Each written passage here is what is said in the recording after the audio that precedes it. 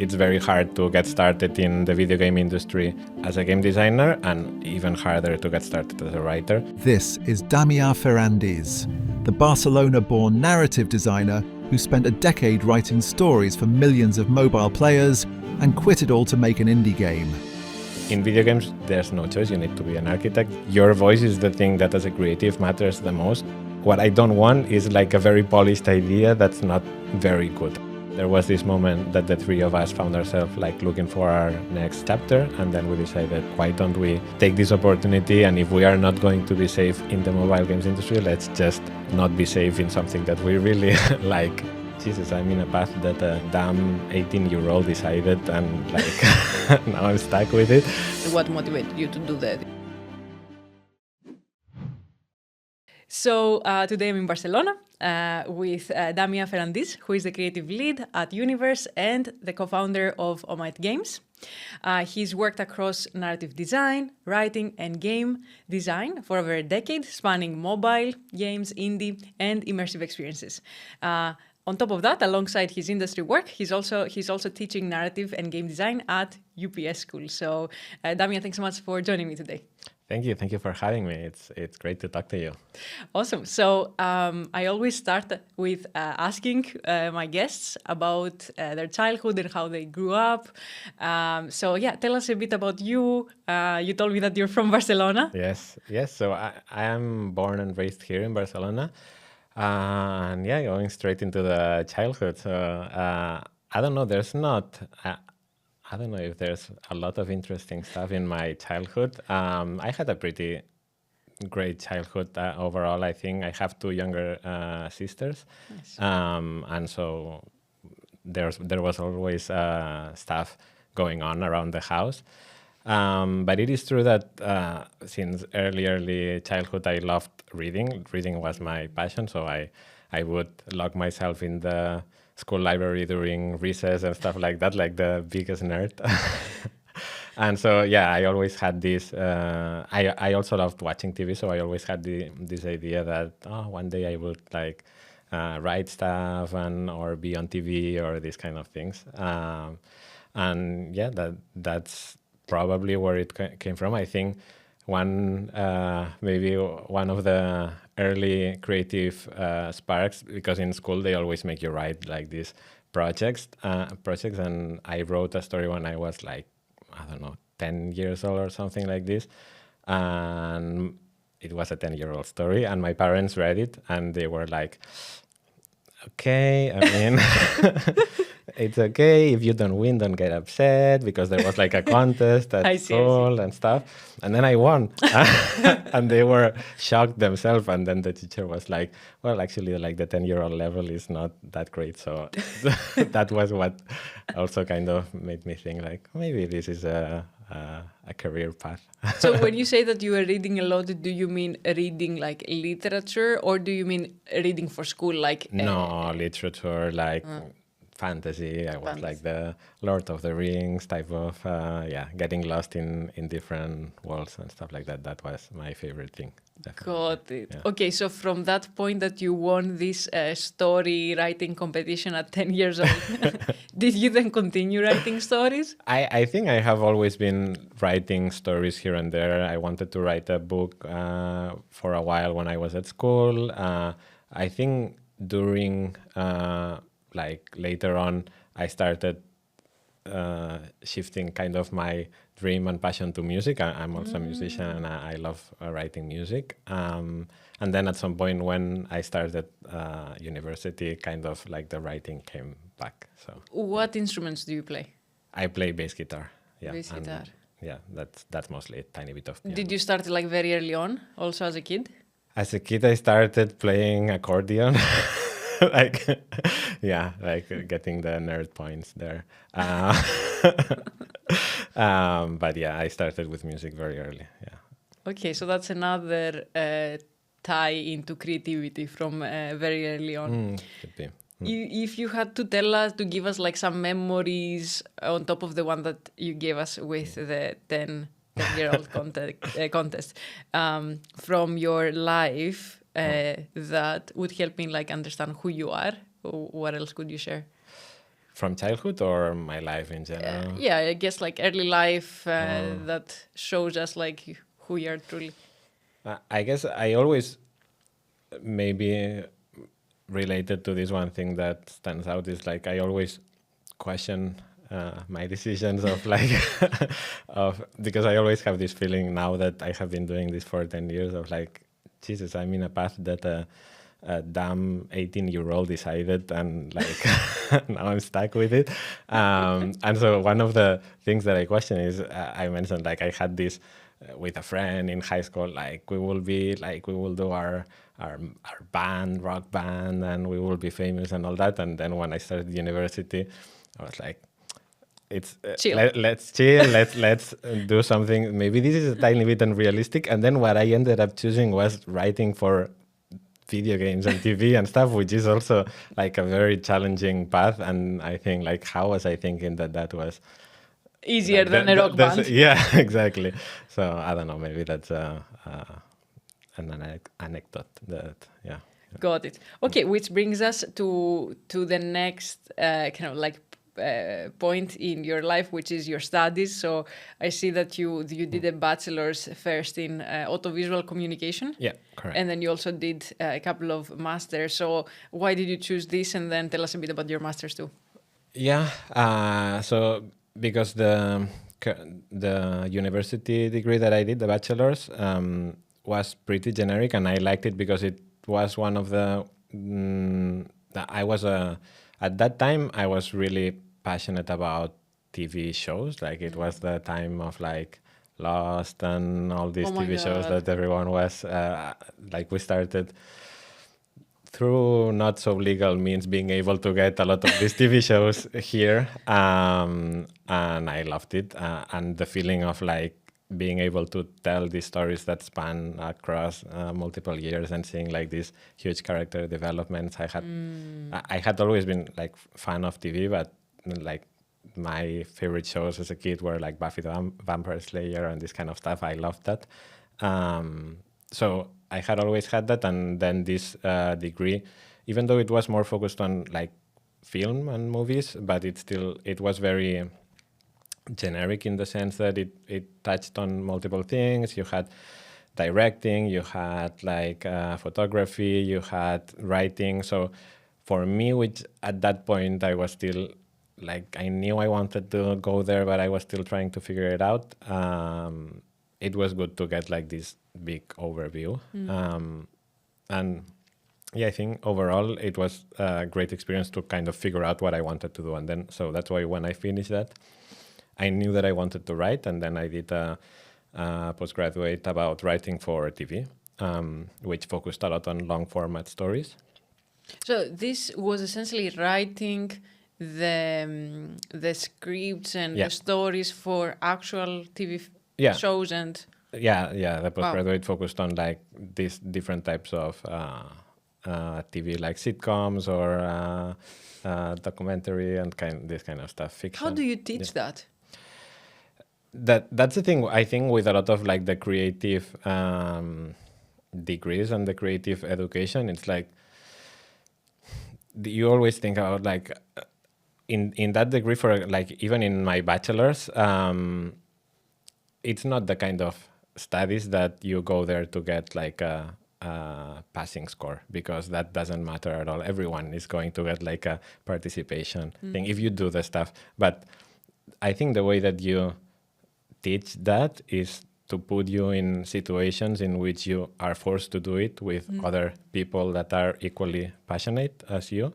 And then so in that, for example, in the TV postgraduate degree that I did, we did 3 different projects with the people that were there, different teams, and then you are forced to work with different people. You are forced to develop like these season plot lines and all that, and you have the help of professionals doing that. So for me, that's way more important than the specifics about theory and like this kind of stuff. So it's more about practice and Yeah. actually exercise this skill with peers. Yeah, exactly. Guided practice with professionals, and above all, I think like having these peers that are in the same boat as you. I think that's super important.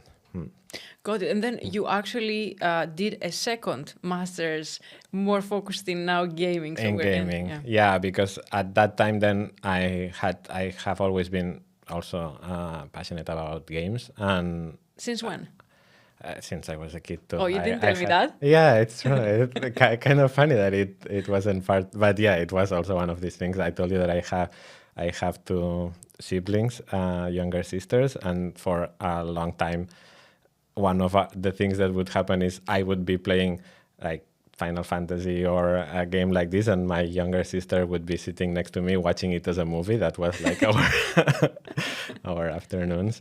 So yeah, since a kid, I also really liked video games, and it kind of didn't occur to me that that was like a career path. But then combining that with writing, for me, it made a lot of sense, because the thing that I found super interesting about games and storytelling is this increased agency from the player and how they can interact with the story in a more meaningful way. And I was really interested in exploring that on the writing level. How Did you discover, right? So you finished your first master's. How did you discover that this might be a passion of yours, that you might want to go into games, and what motivated you to do this second master's? I think maybe when I was doing the first one, I already had like this idea that this could be something interesting to focus on, and I also had two colleagues from the university degree, the bachelor's degree, that they were also thinking about the same thing. And they were very important in deciding that, because then the three of us signed up for that master's. And yeah, I think it was like really, it was the thing that got us into the industry. Now the three of us are working in video games. So yeah, it was I guess we could have started like in video games without passing through the master, but I think same as with the degree, it was one of these things that forces you to actually do a project, be with some peers, and that was very important to get started. Got it. Super interesting. So you entered the industry after your second master's, and I see some of your first roles include being like a writer and a game designer, even a 3D artist. Yeah, because it's funny. now I look back and it's like, oh, embarrassing. But the thing is, in that video game masters, you had two options, which was taking the programmer path or taking the artist path. There was no game design path, which is the one that I would have chosen, but both of them had game design kind of included. So I chose the artist path because God knows, like at least that part could have like some interesting things for me. And I know at that time, at least, I didn't know anything about programming. So yeah, and then in that in the masters, I learned some 3D modeling. Actually, the thing that I liked the most was animation. Animation was a very fun skill for me to learn and develop, and it's what I ended up doing in the project that we did there. And so, yeah, for a while then, I had this idea that, okay, maybe this is my into the industry, because it's very hard to get started in the video game industry as a game designer, and even harder to get started as a writer, especially a writer from Barcelona who's not like a native English speaker. That's like really hard. Really? There's not a lot of like writing jobs in general in video games, and so, yeah, as a starting point, it felt very challenging. So I thought maybe with the 3D thing, I can get into a company and then from there kind of shift towards what my passion is. But that didn't end up happening because I got through game design. Okay, so you found your way. So a lot of UX design and writing in those early days. Tell us a bit about your day-to-day back then. Just entered the industry. What did you do? Back then, so I had a lot of different like things related to games, but not really games, like some UX design for like some software or apps and all that. And yeah, my day-to-day, in the end, I don't see it as that different from what I ended up doing in video games, because I always think that in general, the user experience is always the core. Like, I always think about how a user interacts with what you are doing, whether it's like a software or a game or an experience. Like, they get a story out of it because they get something that they will talk about later. And so it's just making sure that that story that they live during this interaction is as satisfying as possible and as memorable as possible. So yeah, there was a lot of like thinking about how most of the users would react to some things, anticipating problems, creating satisfying user flows and this kind of stuff. And yeah, and then also writing was a lot due to passion projects, small personal projects that I was developing, and also some leads that I was chasing, more focused on writing. Yeah. Okay, so you spent around 3 years of doing that designing, but writing as well before you actually joined for 7.5 years GameHouse? Yeah, yeah. Right. Okay, awesome. So let's talk a bit about that. Tell us a bit about GameHouse since you spent so much time there. Yeah, so GameHouse was my first true video game job properly. So yes, I said I entered as a game designer. In the end, I wasn't really expecting to start in the industry as a game designer, but I got this opportunity. And yeah, it's interesting because at the time and still now, Barcelona is like an amazing hub for mobile games, which is great. There was already like an industry developing, I think that was 2015, and there were already quite a lot of companies. It's great, but it's not so great for someone who wants to do a narrative, because a lot of mobile games don't have a lot of narrative. So it was hard for me to find things that I was really interested in. And then this company, which is a Dutch company that had just acquired a studio here in Barcelona for internal development, they were focused on these casual games that had stories that were had like a group of very loyal fans about these stories, and they were kind of slice of life, rom-com storylines. And so I thought like, oh, this is different. This is something that it's actually not that far from the TV writing that I am more used to working on. And so I thought I would like to join this company. And then I started as a game designer there, but my goal was to at some point be able to do some writing, which eventually I managed to do. You did, yeah. I see you went from game designer to writer and narrative within like less than 2 years there. Yeah, it was funny because the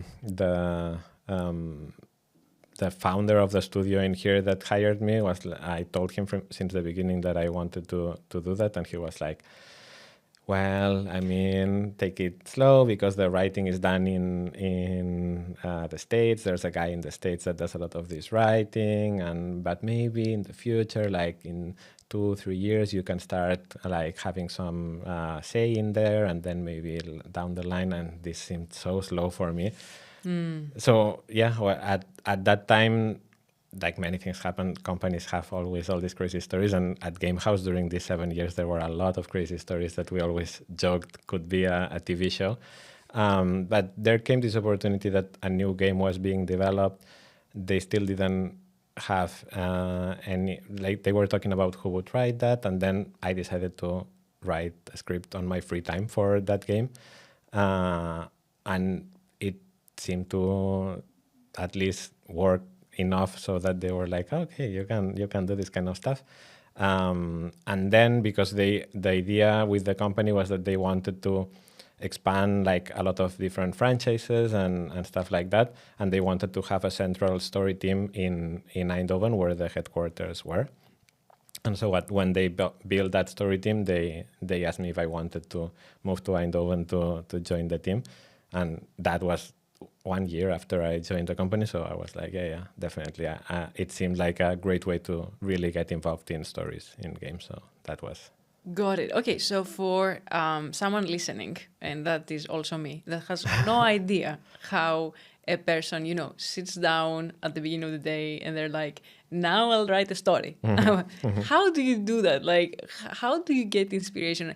Like, do you just start writing? What does your day-to-day look like as, a writer, a narrative designer? I mean, I think there's always this. It depends a lot of like the phases of the projects, the type of project. So it's very hard to like have a daily or even a weekly routine. Okay.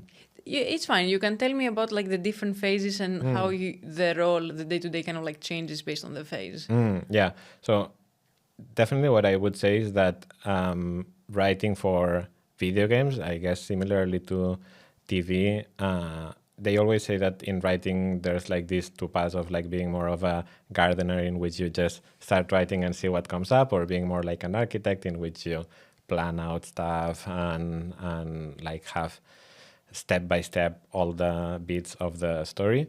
So in video games there's no choice. You need to be an architect because so many things depend on the things that are decided in the beginning, and you need to work in parallel. You need to have artists starting doing environments and characters and all that. So I would say like the first concept stage, it's about basically finding these major beats of a story, and that already starts like there's always usually I think a spark of what we want to tell with this next game or with this next chapter or whatever. There's an idea in there, and then it's about like finding these major bits that will already start informing like the locations that will be in there and all these things. And so then it's more of like a gradual thing. After you have like the bits of a story, you start doing like a scene by scene breakdown of like this like small summary of what happens in every scene. After that, you get into writing, rewriting, and yeah. So in that sense, it depends on the stage, but also on the type of project. Especially, it's very different compared. Like, because GameHouse, when I started, it was games that were like released and that was it. It was a single game. But then most of my time there, especially as a lead narrative designer, was in a live game. And a live game is like completely different in terms of like that one has a bit more of a routine like cycle. But yeah, so in that case, it was very different. What's the routine for a writer at the live ops game? For a writer, in our case, because I was leading like the writer's room in there, and it was one of my, I think, favorite times of my career. It was super fun. We had like these great writers, and the routine was basically that. So every time, because this was a story about this character that was going on these world adventures, and every chapter was in a different location and meeting new characters, and along all this we were following like a main storyline of like a will they won't they type of romantic situation. So the routine was always, I think, starting to think about what will be the end of so when we start thinking about a new chapter, we always would start thinking about how will it end, so that we already have an idea of what the next to that one will be, because otherwise we don't know where we're going. So once we had like that figured out, we would start working together on the different writers in the team, working together on these bits and scene by scene. And then in that case, one of us would take this episode and write the dialogue for that scene, and then we would do check-ins after every couple of scenes and read it together, give feedback. And so that way we were able to kind of split the work and have different voices also in every chapter. So that was different. And then there's also this other part that's not being locked up with the other writers in the room. That's a lot about interacting with the other team members. So we would have a lot of meetings and follow through with the animations team, going through every step of the scenes, what's happening, what type of animations are we looking for here, meetings also with the concept artist to talk about the characters, new characters that we wanted, and then developing like the bios for characters, descriptions for locations, and all that stuff that's that will be the blueprint for a lot of other team members to do their work. Wow. That's pretty crazy. When you said that you first decide the end, you reminded me of like when you watch a series like on Netflix or TV, that essentially it always ends in a point where you want to see the next. Yeah, that's the main thing. That's the Yeah. thing. You need to end it in a way that's like, okay, especially in a live game, that people can drop out of it very easily, because you also have this friction, these game mechanics and all that, and you want to make sure that no, this is not, and nothing is ending. Like there will always be something interesting coming up. Yeah. I didn't know that behind the scenes the writers actually started from this end, and it makes sense because that way you can already start developing the next. Exactly. Even while, or no? Yeah. I mean, at least you have, when you actually start developing the next, you might end up changing a lot of what you had thought in the beginning, but it's like at least you have a starting point. Like yeah, we had, I don't know, like as an example, we have this if this month's chapter is about like a wedding and a lot of things happening in the wedding, and then we decide that no, we want that by the end, like the two characters have a big split and the main character decides to move to Japan to start on a new job, and then we can work out what happens in this episode of the wedding, that it ends like that, and then we know that the next chapter is she's starting fresh in Japan with this new thing. And then maybe when we develop that chapter, we end up changing a lot of how we imagined that it would go, but at least we had this starting point, yeah. Okay, incredible. So you spent 7.5 years at GameHouse. At the end, you were leading narrative design. How did your day-to-day change when now you became the lead? The thing is, I became the lead at the same time that we started with this live game. Mm-hmm. So that was the moment that the studio director here in Barcelona told me about this live game and if I wanted to come back to Barcelona to lead the narrative.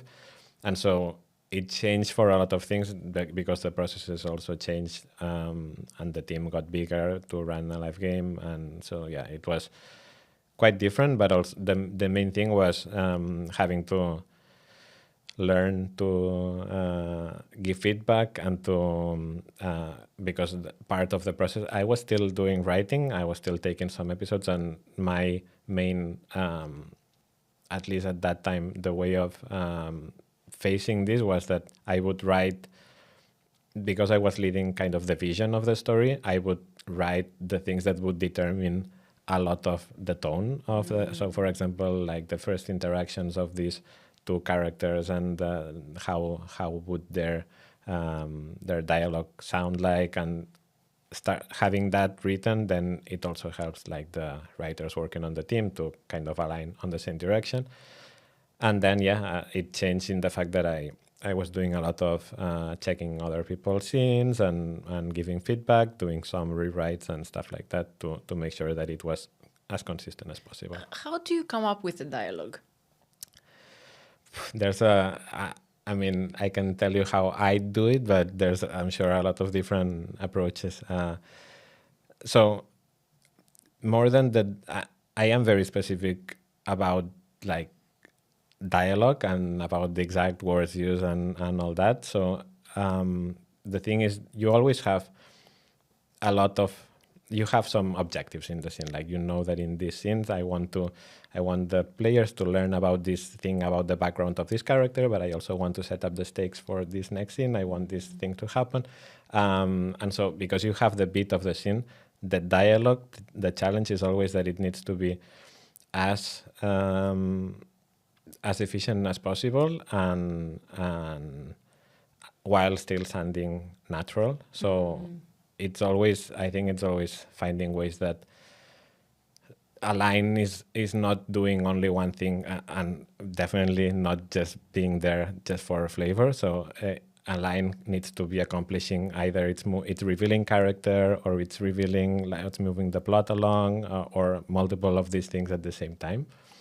And then that's why the main thing, I think, it's like get something on the page as fast as possible, and then start rewriting and polishing and going like, okay, this is not really needed, or I can combine this with this, and finding like the ways to round out the scene. So for me, a scene is never okay, I just executed the beat that was on the beat sheet of what needed to happen in the scene. It needs to have like I don't know how to call it, like a bow on top. Like it needs to feel like a cohesive story that also has can work by itself in a way. So yeah, and so yeah, there's many techniques, but of course, as all writers, one of the main things is thinking about like the subtext and how our characters are never speaking their mind about what they really want. They always talk about things like in roundabout ways. So to make it sound natural, you always need to make sure that they are not directly saying the things that you want them to say, and like this kind of stuff. But, yeah. And you mentioned a couple of times that the unit of like of writing the scene, right? So how big is the scene? Like, if you like, how much writing is that? Is that like pages long? No, as in I think consistently across like different projects and all that, a scene usually ideally ends up being around 1 page or 1 page of 1 dialogue. page and a half. Yeah, unless there's a specific like the current game that we are that I'm working on with Omaet Games. That one has by design way longer scenes, but that's another story. We're gonna talk about that in a bit. Yeah. Okay, let me move on a bit. So so you you moved on from GameHouse after 7.5 years, and we were chatting earlier. You went to Helsinki to join a startup game backed by Supercell. Yeah. Tell me a bit about that decision. What pushed you to take that step? Yeah, I mean, luckily it was part in Helsinki and part here in Barcelona, so it wasn't like that big of a change. But yeah, it was interesting because at that time, I had been at GameHouse for a long time, and I always said that I was staying there for this long, which is unusual in the games industry, because there was always really a new challenge, like a new step that I was doing, and at that time, it kind of felt like maybe the cycle is closing. And then it just coincided with this message that I got from the founder of that company, Drusilla Hollanda, who is now leading the new games division at Supercell. And like, since the first message and what she told me about the company that she was building, I found it very exciting, and I found her vision like something fresh in the games industry. And because I had this feeling from what I told you before about why I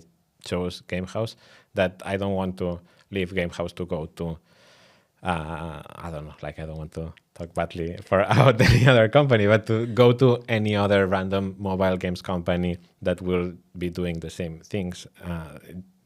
It wouldn't make sense. But yeah, she had this vision about making mobile games, but for very different audiences, and trying to find new audiences, trying to kind of break the mold of how casual gaming is thought about, and this even lower barrier of entry. And so, yeah, I thought, and plus this was kind of an opportunity to be part of the initial team of the company, and they wanted a narrative person as part of this core team, which is something that I also found it I really valued a lot, because a lot of mobile companies don't prioritize narrative. Why do you think that is? Yeah, it's a good question, because narrative, it's so basically narrative or any like content requires a lot of is costly in terms of production. So I think for mobile games that usually want to work and retain users for years and years, they don't want to rely on content pipelines that are hard to maintain, especially down the line as the game keeps progressing. So they want to find more systems-driven ways that they can still. So what they were doing at GameHouse with that, like having these episodes and more and more and more, is actually the exception. Yes, I think so, definitely. Yeah. There's always some like content related, like Candy Crush is still coming up with new levels, and there's always like this idea of having a bit, like you need to have a bit of a meta game or something to strive for, but the less that you can rely on the content pipeline. At that time, at least, I have been kind of out of mobile for a bit, so I don't know if it's still like that right now. But at that time, there was a lot of fear about starting projects that would require big content pipelines. Got it. So, and that's the main thing, and also a lot of, or depending, like some people really see the value in narrative, but there's also a lot of people that don't see the value and don't see how it makes a game better, which is something that at GameHouse, being the exception, we found it pretty valuable even through the numbers, because in our case with our game, the players that were reading the story, we always have like the option to skip the story, and of course people would skip the story and just play the game, but it wasn't that huge of a percentage, and the people that were reading the story were monetizing better, retaining better, and like it was in the end our most valuable players that were reading the story. So yeah, that's awesome. So tell us a bit about your time in Helsinki, and then I'm excited to move on then to your own startup after that. Yeah, it was great. It was a great experience, I think, because we were discussing before. It was kind of like going from one small town to another small town, in the sense of like the game industry in Barcelona. There's a lot of, after 7 years working there, you end up knowing a lot of people from different companies and people that move through from company through company, and there's a lot of community. And then in Helsinki, it felt like also like a great hub for video games, for mobile games and other types of games. And also because there have been so many successful companies like Supercell and Seriously, and also like the huge offices of Rovio in there.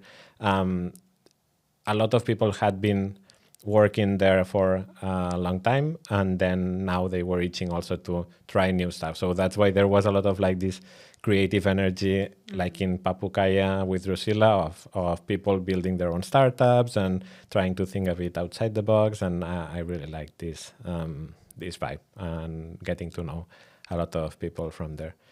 So you think it affected you and it motivated you to also do your own thing? So coming back to Barcelona, you co-founded Omaet? Yeah, exactly. It got like, I saw how, it's not that, I mean, because it seems like it could be a cautionary tale, because in the end Papukaya ended up not working out and it closed, and so it's like, oh yeah, that I need to do that same thing. But no, it was motivating, because I saw how, like, what it takes to build a new company and to have your own vision and to want to do things, and that was definitely a big part of wanting to start my own company. And then at the same time, it was also, despite all these good things that I found out from this experience, it was also like a way to really realize that at least for a while I wanted to move away from the mobile game industry, because even in a company that wanted to do things outside the box and to find new audiences and all that, it was that was the reason that it ended up closing, because it was so hard in the end that you still need to hit those metrics, especially because you're backed by Supercell, so there's some expectation. And it was 1 year, about like 1 year of doing a lot of different concepts, getting attached to ideas, killing those ideas, and I really had this feeling of I like this startup mentality and a lot of what I found in there, but I want to be able to finish the things that I start, and I want to do things that are not necessarily constrained by the market of how mobile was working at the time. Super interesting insights. Awesome. So how did you come up with the idea for, first of all, kind of like what game to make with Omaet? How did you select your co-founders? I think you told me earlier that they were with you actually at GameHouse. Yeah, correct. Yeah, it was also one of these happy coincidences. At that time, GameHouse was also going through some. They were still at GameHouse, and GameHouse was going through some rough patches, and then the whole industry at that time was going through a rough patch, and I think it still is. So we had this feeling of. Nothing. The mobile games industry is definitely not safe right now. And then there was this moment that the three of us found ourselves like looking for our next chapter, and then we decided, like, why don't we take this opportunity? And if we are not going to be safe in the mobile games industry, let's just not be safe in something that we really like. It was two people that I really enjoyed working with at GameHouse. Carlos, the tech lead in Omaet Games, he was a programmer at GameHouse, and he is this kind of programmer that always has also like a billion ideas about different things and helps you a lot in like the design and everything. And then Danny, the art director at Omaet Games, was also the art director at GameHouse. So this game that the live game that we were working on, we worked a lot closer together to bring these characters to life, and he's also this kind of person that's always having a lot of input also in the story and the creativity part of it. Super creative guy. And so we really enjoyed. We at GameHouse, apart from working together, we became friends, and then we really wanted to work together again to be able to interact on a daily basis. So we decided to start Omaet with this idea that we would step away a bit from mobile games and to do our own thing, more indie, and figure out how that could work. Awesome. So tell us a bit about the upcoming game that is actually already can be wishlisted on Steam. Yeah. The Midnight Barber. Yes, the Midnight Barber. So that's the project. The good thing about, I think, having worked already, a lot of people start in the studios in the beginning of their careers because they want to do their own thing. But it was, for us at least, very good to start kind of a bit later in our career when we already had all this experience from working at mobile. And then because our goal, it wasn't one of these situations in which we start the company because we had one great idea. We started the company because we knew the kinds of projects that we liked. We were aligned in the fact that we want to do small games. We want to do games that have a strong impact and that focus on narrative, but that tell stories in different and innovative ways. And so we started like different brainstorming sessions, and our I think expertise in our different areas and in making games was very useful to really go through the different ideas and decide not only which ones would excite us more, but which one would be more of a statement as a first game for the company and also doable for the three of us mostly. The idea was that if we would have to use outsourcing, we would, but it should be a game that most of it we would be able to do only the three of us. That was the goal. And so we settled on this project called The Midnight Barber. That's a story about a barbershop that opens only at midnight, and it serves like a clientele of supernatural creatures, vampires, werewolves, and whatnot. I mentioned that since I was a kid, I was a fan of Buffy, so there was like this this part of me wanting to do like supernatural stories and this kind of stuff. The core of the game is going through these barbershop conversations in which the main character also has a peculiar power of being able to identify the inner rhythm of the customer, and then she needs to cut to the rhythm of the customer and to the rhythm of the music to make them relax and make them open up about different topics and secrets, and so it's about investigating different things through like a very relaxing rhythm experience. And yeah, it was once the different pieces clicked together, we were very excited about what it was saying about us as a company, because it kind of ticked all the boxes, and also what kind of product we would putting out in the market, because in a time that's a lot about like fast things and short attention spans and all that, this is a type of game that kind of forces you to chill out, relax, Slow down. Yeah, slow down. It's the perfect game to play like at night before going to sleep, and so yeah, I think that there is a need for this type of experiences. When is it gonna be out? Hopefully, so we plan on finishing the development by the end of this year. So hopefully it would be out You early mean next year. today? No, 2026. No. Oh, okay. Yeah. Sorry, I'm already living in 2026. We plan to release it the first quarter of 2027, probably. Okay. Yeah. So it still has a bit of work left, but most of the building blocks are in place. How is your goal going regarding we should be able to make it just the three of us? Have you kept that rule? Mostly yes, and we are still as we get like more in depth into like the full production of the game, it's still a possibility that we would need some external resources. But for now, one thing that we have we ended up feeling that it was needed, and since the beginning we collaborated with a musician because even though the three of us, there was a reason why the game is very musical. It's because the three of us really like music, but at the same time we wanted to have someone that fully dedicates on it. And so we worked with this musician that did a great job for the demo that we built, and we will continue collaborating with him. And then, we already had an internship, a young programmer, and she was really great to have around we had her in the company for 4 months, I think in total, 3 months. So that was already a way to bring some fresh ideas into the mix, which was really valuable. But other than this, it has been just the three of us. Yeah. That's amazing.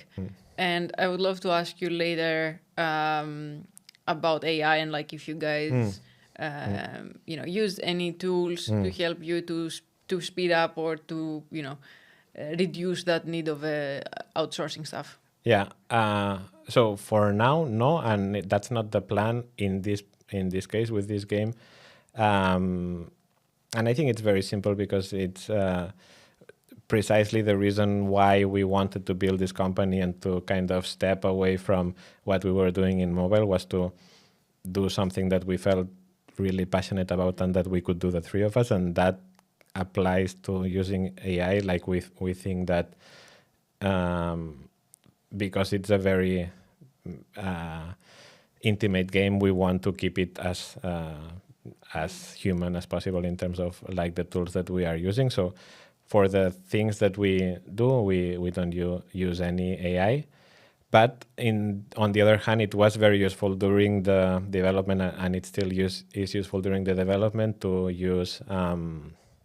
We have been using AI voices to prototype, because it's a game that relies a lot on like the pacing of the conversation and the combination of those voices with the music. So that part, for example, has been great to have this ability to get that. But then once we released things, for example, we put the demo out for the public, when was it? In September.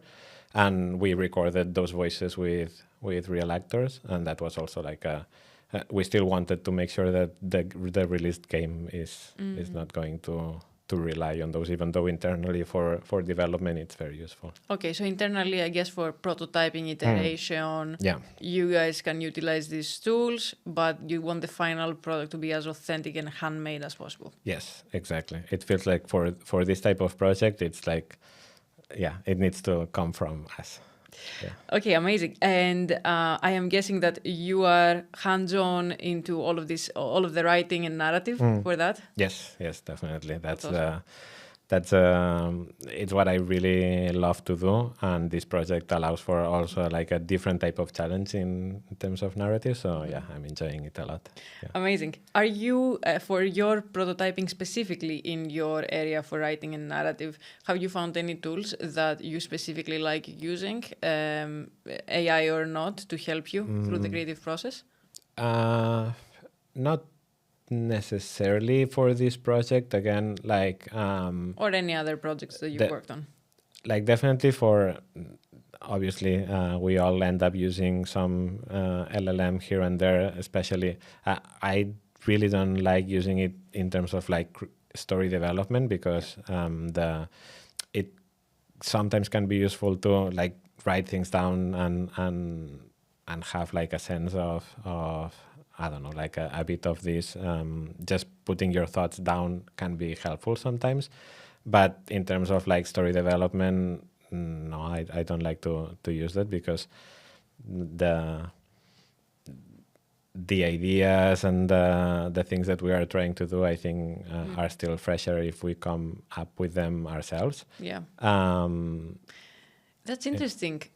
So just to make sure I understand, are you saying that you have tried it and you have noticed that it doesn't help you creatively, or that you haven't No. because you believe... No, I have definitely tried it. Yeah. So that's very interesting, because I've had many conversations, and from my personal experience, I see many times when I try to use it for a creative task, I try to direct it, and then it will give me an output that many times is very far away from what I wanted. Yeah. But still, because it's so hard to like try to get it, I'm like, okay, I'll accept it. Exactly. Which for your case, right, you cannot, like, it many times like removes the creativity because you are so tempted to go towards this direction. Exactly, because it's like it has the appearance of a good idea, and then you go like, like, what if? But then it's like, no, because it like the whole point of what we're doing is not. In the end, it's a bit. That's why algorithms and all of it like kind of comes from the same place. It's about giving you things that feel like you need them, or that are convenient enough to use.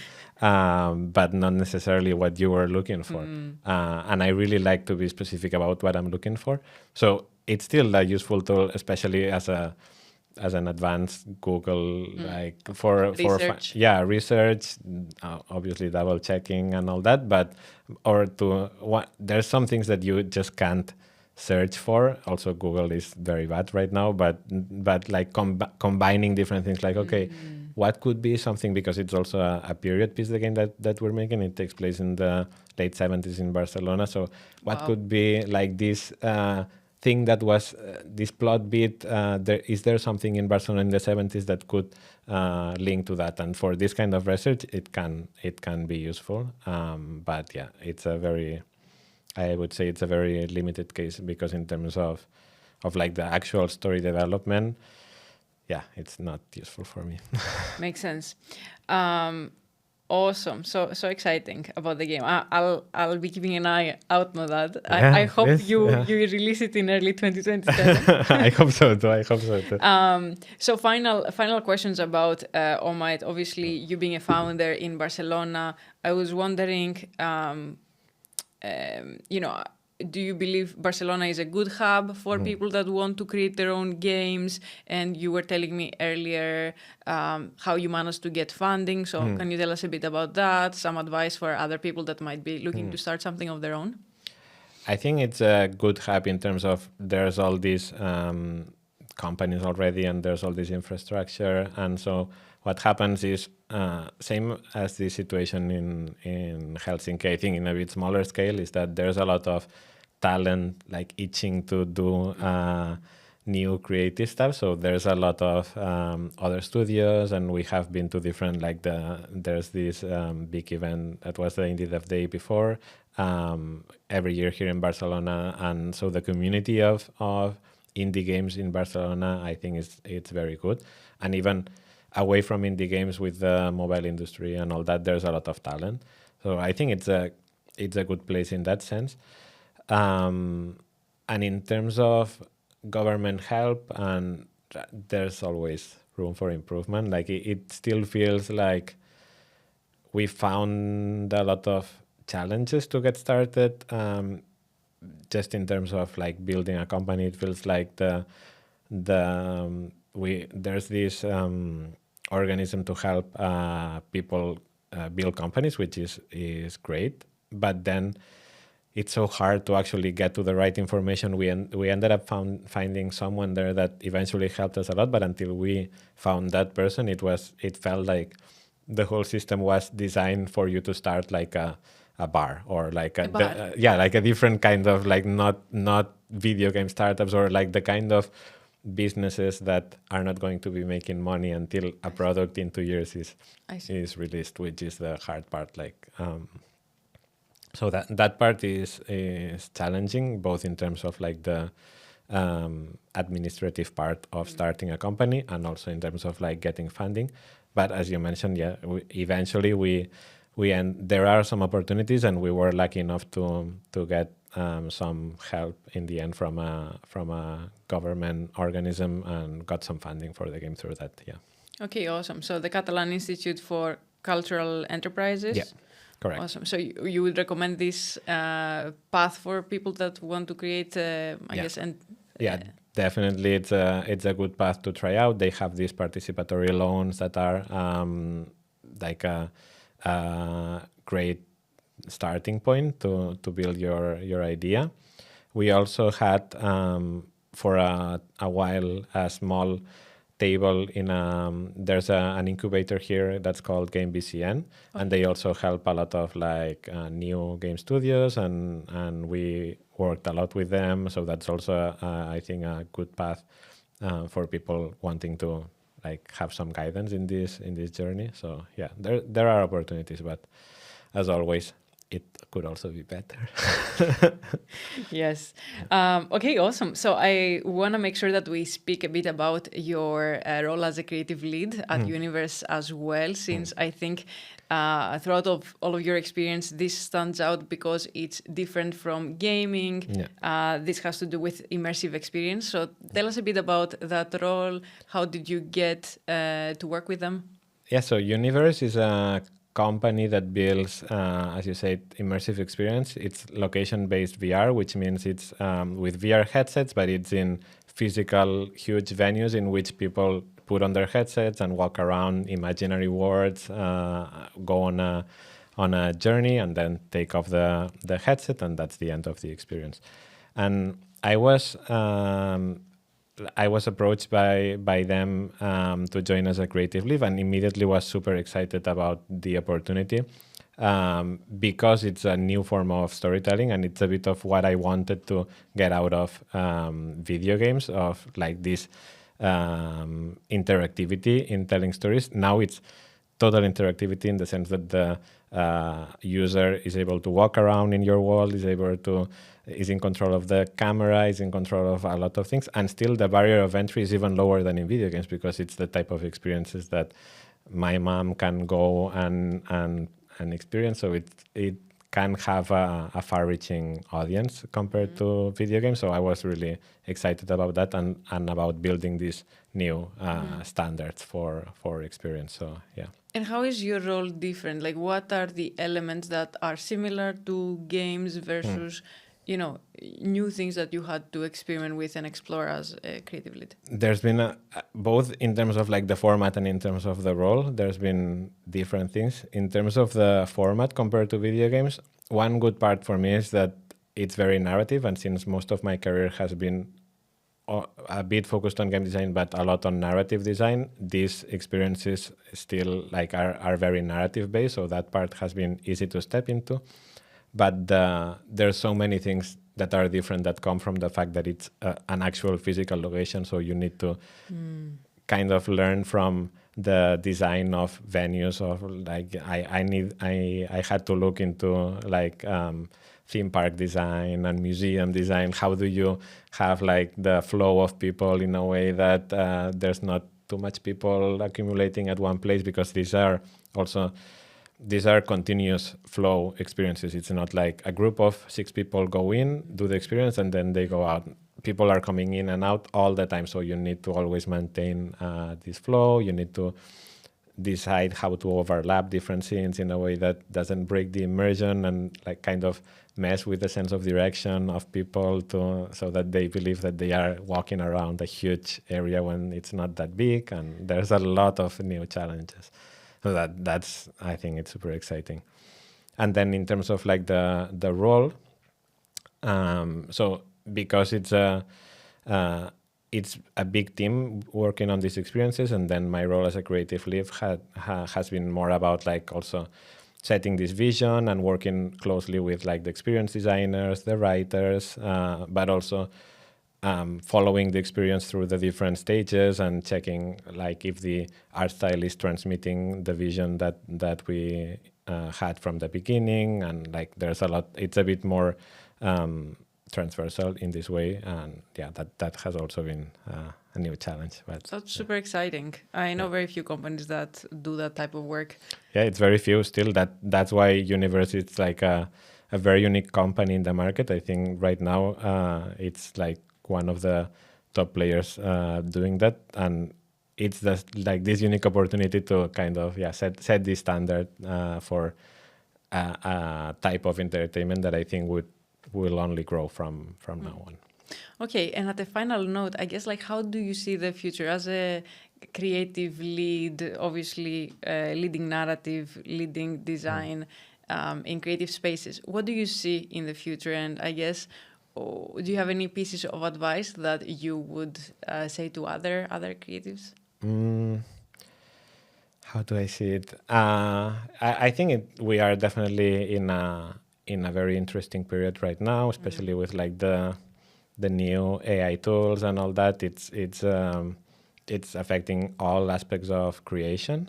I think overall, I would say I'm very excited about the possibilities that these forms of AI can bring in the way that we tell stories. So not so much, I'm not that interested in how they can help the workflow, although it is like it can be more efficient and it can add stuff, but I'm more interested in how they can change how we experience stories as well. In Univrse, one of the experiences that we did, it's for a major Netflix IP, and it will come out also next year, and that plays with AI in a way that we wouldn't like. It enables us to do things during the experience that are very personalized for the user in a way that we wouldn't be able to do without AI. That part I find very interesting.